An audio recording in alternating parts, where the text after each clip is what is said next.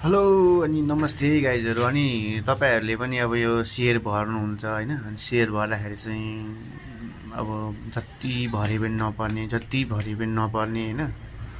अनि यस्तो खालको समस्या छ भने चाहिँ म यही आइडिया लाउँछु होइन।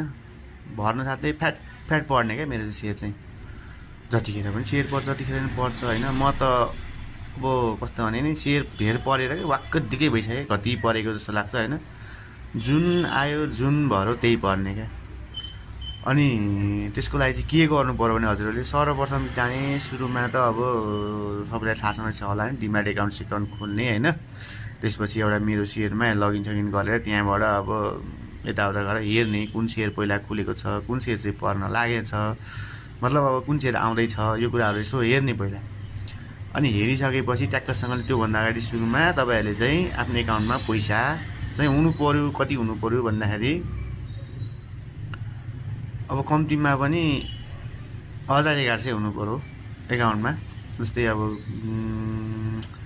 त्यो डिमाट एकाउन्टमा कुन ब्याङ्कमा लिङ्क भएको छ क्या तपाईँको, अब जस्तै कुन ब्याङ्कबाट खोल्नु भएको छ त्यो एकाउन्टमा चाहिँ जस्तै अब तपाईँको गर्नु पऱ्यो।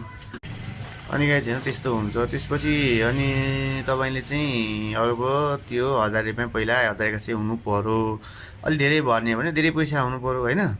त्यो भइसकेपछि सुरुमा तपाईँले त्यो मेरो सेयरलाई ओपन गर्ने है। अनि ओपन गरिसकेपछि सर पहिला हेर्ने, 5 मिनट हेर्ने क्या त्यसलाई, राम्रोसँग हेर्ने। अनि 5 मिनट राम्रोसँग हेरिसकेपछि केही समय चाहिँ ओपन गरेर राख्नु पऱ्यो क्या तपाईँले त्यसलाई, एकछिन ओपन गरेर राख्नु पऱ्यो होइन। ओपन गरेर राखिसकेपछि त्यहाँबाट तपाईँले एप्लाईको प्रोसेस सुरु गर्ने हेर्नुहोस् है। एप्लाईको प्रोसेस सुरु गरिसकेपछि जब एप्लाईको प्रोसेस सुरु गर्नुहुन्छ त्यहाँबाट तपाईँले फेरि त्यसलाई एकचोटि फेरि यस्तै कस्तो भने रेन्डमली ब्याक गर्ने मतलब त्यो मिस्टेक भयो टाइपले ब्याक गरिदिने। अब प्रोसेस सुरु गर्ने, प्रोसेस नगरिहाल्ने, ब्याक गरिदिने। अनि ब्याक गरिसकेपछि चाहिँ त्यहाँबाट तपाईँले फेरि त्यसलाई लगइन गरेर फेरि तपाईँले त्यो अब सिआरएन नम्बर हालेर फेरि एप्लाई गर्ने। एप्लाई गरेपछि एप्लाई सक्सेसफुल्ली हुन्छ।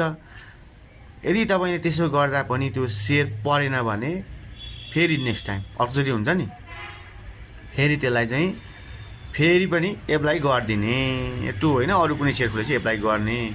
जब तपाईँले एकचोटि सेयर एप्लाई गर्दा पर्दैन भनेपछि तपाईँको चाहिँ ढुक्क हुनुहोस्, कहिले पनि सेयर पर्ने होला छैन। तपाईँको लकमै छैन त के गर्ने त अब होइन। त्यही भएर तपाईँ सेयर एप्लाई गर्न चाहिँ नछोड्नुहोस्, तर पर्ने चान्स एकदमै कमी हुन्छ है त। यस्तै कुराकानी भनेको। सेयर एप्लाई गर्दा पर्न पनि कुनै आइडिया चाहिँ हुँदैन है गाइजहरू। ल यही हो फाइनली कुरा होइन। अलि भिडियो लामो भयो।